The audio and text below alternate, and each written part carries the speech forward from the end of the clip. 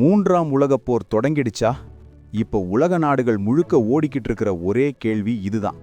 மத்திய கிழக்கு நாடுகள்ல இப்போ நடக்கிற விஷயங்கள் சாதாரணமானதா தெரியல. இஸ்ரேல் மற்றும் அமெரிக்கா இணைஞ்சு ஈரான் மேல மிகப்பெரிய தாக்குதலை தொடங்கியிருக்காங்க. இது பல மாசமா ரகசியமா பிளான் பண்ணி நடத்தப்பட்ட ஒரு கூட்டு நடவடிக்கைன்னு சொல்லப்படுது. ஆனா இதோட பாதிப்பு வெறும் ஈரான் அதோட நிக்க போறதில்ல.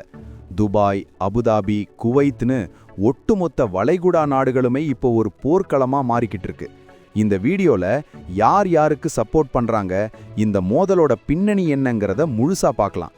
நிச்சயமா சொல்லணும்னா இந்த தாக்குதல் ஈரானோட மிக முக்கியமான தலைவர்களை குறிவச்சு நடத்தப்படுது.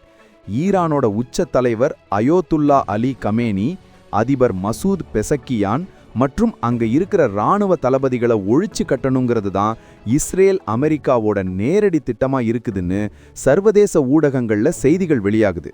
இதுக்கு பதிலடியா ஈரானும் சும்மா இல்ல. வளைகுடா நாடுகள்ல இருக்கிற அமெரிக்க மற்றும் இஸ்ரேல் இராணுவ தளங்கள் மேல ஈரான் ஏவுகணைகளை வீசி தாக்குதல் நடத்திட்டு வர்றாங்க. இப்ப கிடைச்சிருக்கிற தகவல் படி Bahrain, Abu Dhabi, Dubai, Kuwait, Riyadh மற்றும் கத்தாரோட சில பகுதிகளில் பயங்கரமான வெடிச்சத்தங்கள் கேட்டதா சொல்லப்படுது.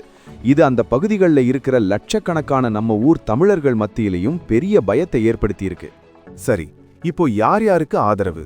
இதுதான் இப்போ முக்கியமான விஷயம். ஈரானுக்கு ஆதரவா லெபனானோட ஹெஸ்புல்லா, ஈராக்கோட பிஎம்எஃப் படைகள், ஏமனோட ஹவுதி கிளர்ச்சியாளர்கள் மற்றும் காசாவோட ஹமாஸ் அமைப்புகள் நிக்கிறாங்க. இவங்களை எதிர்ப்பு அச்சு அப்படின்னு சொல்றாங்க. ஆனா இதையும் தாண்டி ஒரு பெரிய ட்விஸ்ட் என்னன்னா, ரஷ்யாவும் சீனாவும் ஈரானுக்கு இராணுவ ரீதியா பெரிய உதவிகளை செஞ்சுட்டு வர்றாங்க. அமெரிக்காவோட இந்த நடவடிக்கையை ரஷ்யா ஏற்கனவே கடுமையா கண்டிச்சிருக்காங்க. இதை பார்க்கும்போது இது ரெண்டு நாடுகளுக்கு இடையிலான போர் கிடையாது, ரெண்டு பெரிய வல்லரசு கூட்டணிகளுக்கு இடையிலான போரோன்னு நினைக்க தோணுது. இந்த இடத்துல ஒரு முக்கியமான கேள்வி வருது. மற்ற அரபு நாடுகள் நிலைப்பாடு என்ன? இங்கேதான் விஷயமே மாறுது.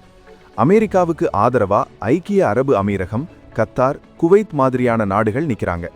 ஈரான் ஏவின ஏவுகணைகளை தங்களோட வான் பாதுகாப்பு வசதிகளை வச்சு அழிச்சதா ஐக்கிய அரபு அமீரகம் சொல்லியிருக்காங்க. ஜெர்மனி, பிரான்ஸ் போன்ற ஐரோப்பிய நாடுகளும் ஈரானை கண்டிச்சிருக்காங்க.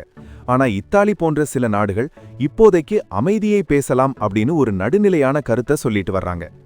இந்த சூழல்ல உங்களோட கருத்து என்ன? இந்த போர்னால உலக பொருளாதாரம், குறிப்பா கச்சா எண்ணெய் விலை எந்த அளவுக்கு பாதிக்கும்னு நீங்க நினைக்கிறீங்க? மறக்காம கமெண்ட்ல சொல்லுங்க. பொதுவான பின்னணியை பார்த்தோம்னா இஸ்ரேலுக்கும் ஈரானுக்கும் இடையிலான இந்த நிழல் யுத்தம் பல வருஷமா நடந்துட்டு இருக்கு. ஆனா 2026ல இது நேரடி யுத்தமா மாறி இருக்கிறது உலக அரசியல்ல ஒரு பெரிய மாற்றத்தை ஏற்படுத்தும். அடுத்த சில மணி நேரங்கள் ரொம்பவே முக்கியமானது. ஏன்னா ஐரோப்பிய நாடுகளோட தலைவர்கள் அவசர ஆலோசனையில இறங்கியிருக்காங்க. இது இன்னும் பெருசாகுமா இல்ல பேச்சுவார்த்தையில முடியுமா அப்படிங்கிறது தான் இப்போதைக்கு மிச்சம் இருக்கிற கேள்வி. உறுதியாக தெரிந்தது என்னன்னா, இந்த பதற்றம் சீக்கிரம் தனிய போறதில்ல. இதே நிலை நீடிச்சா சர்வதேச சந்தையில பெட்ரோல், டீசல் விலை விண்ணை தொடும். அது நம்ம ஊர் சாமானிய மக்களையும் நேரடியா பாதிக்கும். இதை பத்தின அடுத்தடுத்த அப்டேட்டுகளை நம்ம தொடர்ந்து பார்க்கலாம். அமைதி திரும்பணுங்கிறது தான் இப்போதைக்கு ஒட்டுமொத்த உலகத்தோட எதிர்பார்ப்பா இருக்கு. அடுத்த வீடியோல இதைவிட ஒரு முக்கியமான தகவலோட உங்களை சந்திக்கிறேன். நன்றி.